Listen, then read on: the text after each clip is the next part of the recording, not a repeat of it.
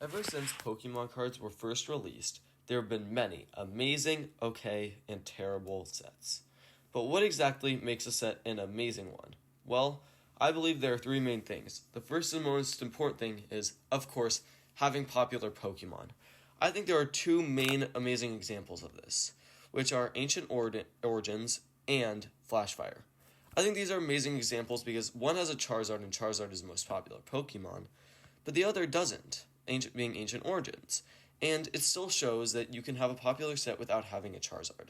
In this case, it was this idea of having a primal mega evolution. It wasn't exactly a new mechanic, but giving megas to Groudon and Kyogre and Rayquaza, two or three Pokemon that don't evolve and are just known to be amazing and strong basics, and just making them look cooler and have a golden outline, all that stuff just combines to make an amazing set. Now with Flashfire, of course, having like 7 or so Charizards and 2 Secret Rares, it's bound to have a good set, or be a good set. Now, I think that also these two also present the popular Pokemon in a kind of way, if you will, that just elevates them, and it adds something. It adds this kind of characteristic that people have never seen before. Combining popular Pokemon with a type of cards that you've never seen before is bound to make a great set. Now, this has been seen multiple times, but I think Flashfire and Ancient Origins both embody this the best, as one has a Charizard and one doesn't, but they're still equally popular. Except Flashfire being a bit more, because of the Charizard, of course. But there have been sets like Obsidian Flames that have a Charizard and still don't do well. Now, number 2 is having a new mechanic.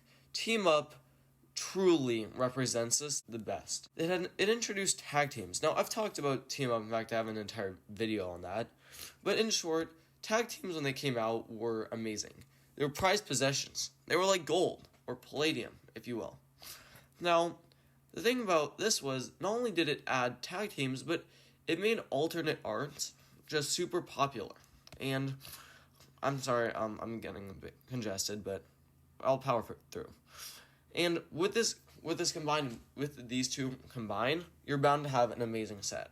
Now, when you mix also two of the most popular Pokemon, or some of the most, like Wailord, Magikarp, Latias, and Latios, two Pokemon that you know are kind of together. Haven't been together, but are very similar. It's bound, and you add an alt art that looks kind of just like it brings a ton of emotion. You're bound to have something that's going to stand out, especially when you have Pikachu and stuff, referencing back to to having popular Pokemon.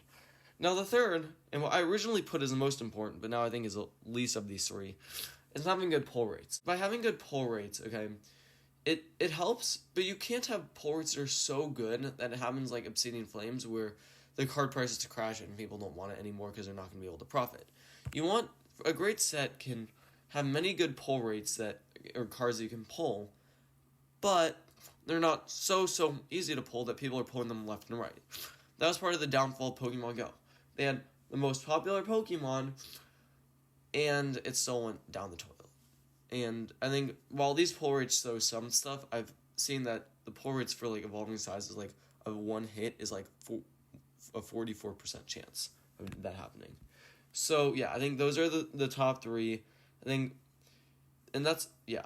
Anyway, thank you so much. See you next time. Later.